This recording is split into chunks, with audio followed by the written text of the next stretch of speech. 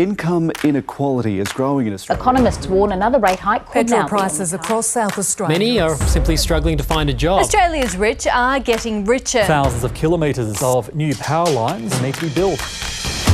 We have expensive problems, which billions of dollars lost to tax evasion could help with. Tackling tax evasion can go a long way, not only to yield additional money to face the inequality crisis, to face the cost of living crisis, to face the climate crisis. It's also a way to build back democracy across the globe.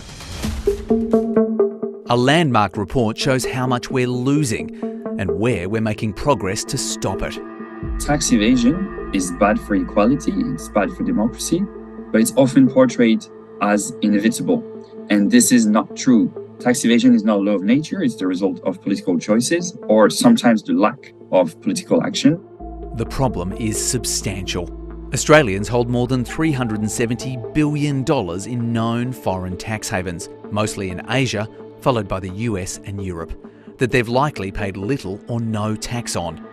Our Treasury loses about 11 billion Australian dollars annually to profit shifting by multinational companies, equivalent to building around 11 hospitals, or about 2% of the government's annual revenue. There's an awful lot we could do more with $11 billion. There are lots of needs out there, mental health needs, aged care, better services for people with disabilities. There are plenty of things that we could use $11 billion very well for. Governments have made progress. A decision to share bank data between nations means the amount of money not subject to any tax has fallen massively.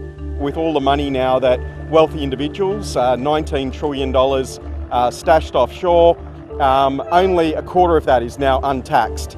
So 3/4 of that money is now being taxed. Showing that working together works.